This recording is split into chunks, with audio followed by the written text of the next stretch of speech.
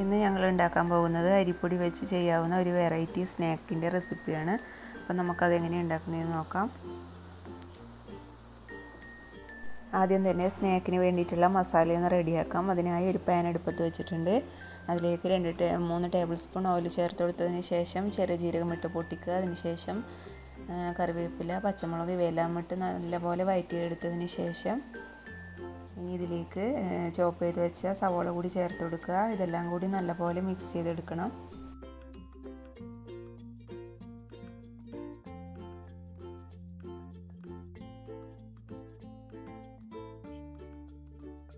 ഇനി ഇതിലേക്ക് ആവശ്യത്തിനുള്ള ഉപ്പ് കൂടി ചേർത്ത് കൊടുക്കുക. ഇതെല്ലാം കൂടി നല്ലപോലെ മിക്സ് ചെയ്യുക.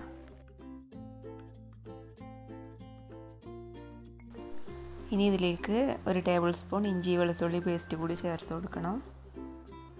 ഇതെല്ലാം കൂടി നല്ലപോലെ മിക്സ് ചെയ്തെടുക്കുക. ഇനി ഇതിലേക്ക് വേണ്ടിയിട്ടുള്ള ചിക്കനൊന്ന് ക്രഷ് ചെയ്തെടുക്കണം. ഉപ്പ്, മഞ്ഞൾപ്പൊടി, മുളക് പൊടി ഇവയെല്ലാം ചേർത്ത് ഫ്രൈ ചെയ്ത് വെച്ച ചിക്കനാണ്. ഇത് മിക്സിയിലിട്ടൊന്ന് ക്രഷ് ചെയ്തെടുക്കാം.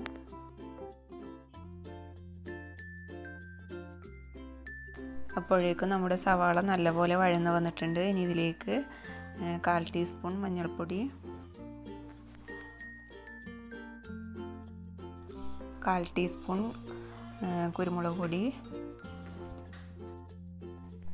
1/4 ടീസ്പൂൺ ചിക്കൻ മസാല ഇവയെല്ലാം ചേർത്ത് നല്ലപോലെ മിക്സ് ചെയ്തെടുക്കുക.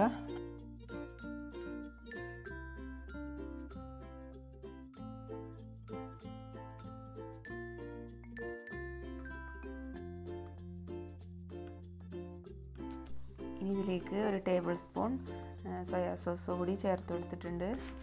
ഇതുകൂടി ചേർത്ത് നല്ലപോലെ മിക്സ് ചെയ്തെടുക്കണം. ഇനി ഇതിലേക്ക് നേരത്തെ പൊടിച്ചു വെച്ച ചിക്കൻ കൂടി ചേർത്ത് കൊടുക്കുക. ഇതുകൂടി ചേർത്ത് നല്ലപോലെ മിക്സ് ചെയ്തെടുക്കുക.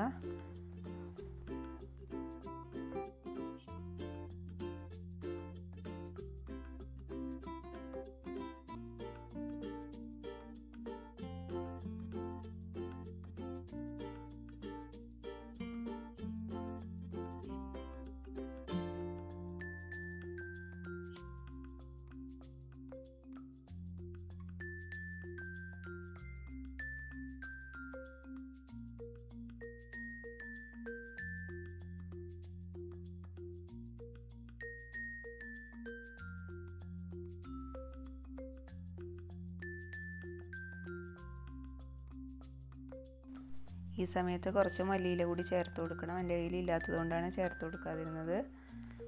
അപ്പോൾ നമ്മുടെ മസാല ഇവിടെ റെഡി ആയിട്ടുണ്ട്.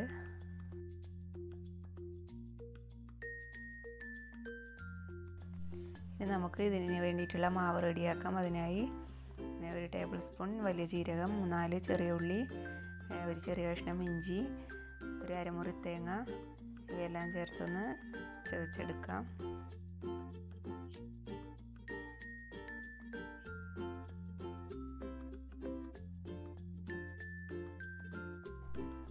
ഇനി നമുക്ക് ഇതിന് വേണ്ടിയിട്ടുള്ള പൊടിയൊന്ന് വഴറ്റിയെടുക്കാം. പത്തൽപ്പൊടിയാണ് ഞാനിപ്പോൾ ഇവിടെ എടുത്തിട്ടുള്ളത്. അത് പൊടിക്ക് ആവശ്യമായ വെള്ളം തിളപ്പിച്ചെടുത്തതിന് ശേഷം പത്തൽപ്പൊടി ഇട്ട് വാട്ടിയെടുക്കണം. ഞാനിപ്പോൾ ഇവിടെ 200 ml കപ്പിൽ 3 കപ്പ് പത്തരിപ്പൊടി എടുത്തിട്ടുണ്ട്. ഇതിലേക്ക് 5 കപ്പ് വെള്ളം കൂടി ചേർത്ത് കൊടുത്തിട്ടുണ്ട്. ഇതെല്ലാം കൂടി ഒരു 2 മിനിറ്റ് ഒന്ന് വാട്ടിയെടുക്കണം. പൊടി ചേർത്ത് കൊടുത്തതിന് ശേഷം വെള്ളം കൂടിപ്പോയോ കുറഞ്ഞോ ചെയ്തിട്ടുണ്ടെങ്കിൽ അതിനനുസരിച്ച് വെള്ളം ചേർത്ത് കൊടുക്കുക. വെള്ളത്തിൻ്റെ അളവ് കൂടിപ്പോയിട്ടുണ്ടെങ്കിൽ പൊടി ചേർത്ത് കൊടുക്കുക. അങ്ങനെ മിക്സ് ചെയ്തെടുക്കുക.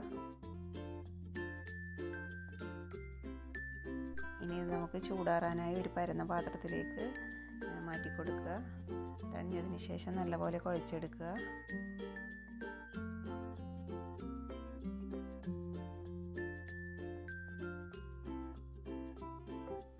ഇനി ഇതിലേക്ക് നേരത്തെ ചതച്ച് വെച്ച തേങ്ങ മിക്സ് കൂടി ചേർത്ത് കൊടുത്ത് നല്ലപോലെ കുഴച്ചെടുക്കുക.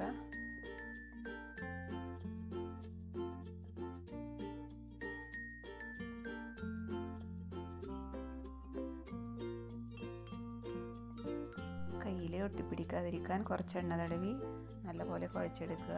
ചൂടുണ്ടെങ്കിൽ കുറച്ച് പച്ചവെള്ളത്തിൽ കൈമുക്കി കുഴച്ചെടുക്കണം.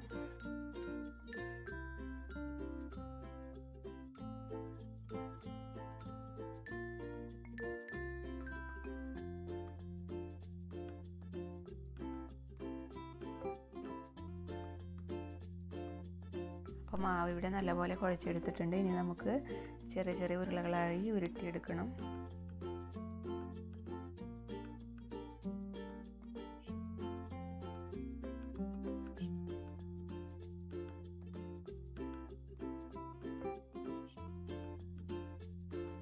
ഇനി ഇത് നമുക്ക് മസാല നിറച്ച് ഉരുട്ടിയെടുക്കാം. ഈ കാണുന്ന പോലെ മസാല ഇട്ട് കൊടുത്തതിന് ശേഷം ഇതുപോലെ കോട്ട് ചെയ്തെടുക്കുക. എല്ലാം തന്നെ ഇതുപോലെ ചെയ്തെടുക്കുക.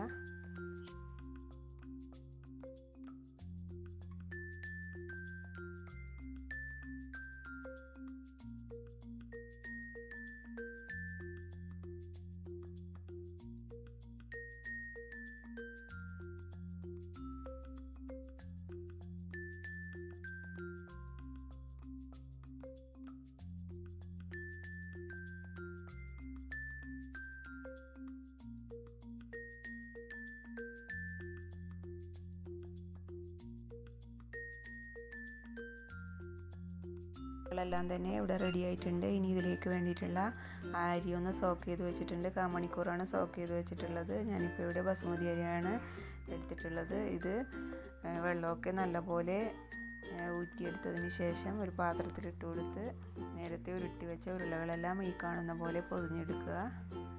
മൊത്തം കവറാകുന്ന രീതിയിൽ വേണം പൊതിഞ്ഞെടുക്കാൻ. എല്ലാം തന്നെ ഈ കാണുന്ന പോലെ കവർ ചെയ്തെടുക്കുക.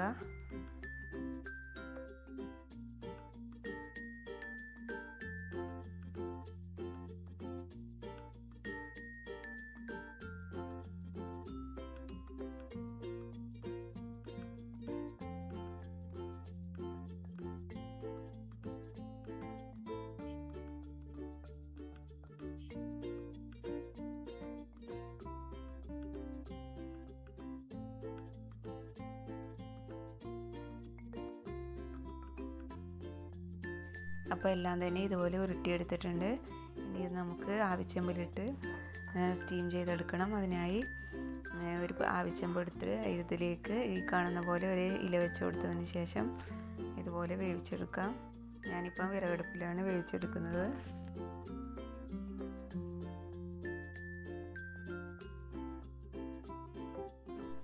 ഒരു 20 മിനിറ്റ് വേവിച്ചെടുക്കണം. നല്ലപോലെ അടച്ചു വെച്ച് ആവി പുറത്തു പോകാത്ത രീതിയിൽ വേണം വേവിച്ചെടുക്കാൻ. അപ്പോൾ 20 മിനിറ്റിന് ശേഷം നമ്മുടെ സ്നാക്കെല്ലാം തന്നെ ഇവിടെ റെഡി ആയിട്ടുണ്ട്. ഓയിലൊന്നും ചേർക്കാതെ നല്ല അടിപൊളിയായി റെഡിയാക്കാൻ പറ്റിയ അടിപൊളി സ്നാക്കാണിത്. എല്ലാവരും ട്രൈ ചെയ്ത് നോക്കണം. ഇഷ്ടപ്പെടുകയാണെങ്കിൽ സബ്സ്ക്രൈബ് ചെയ്യുക, ഷെയർ ചെയ്യുക, ലൈക്ക് ചെയ്യുക, കമൻറ്റ് ചെയ്യുക.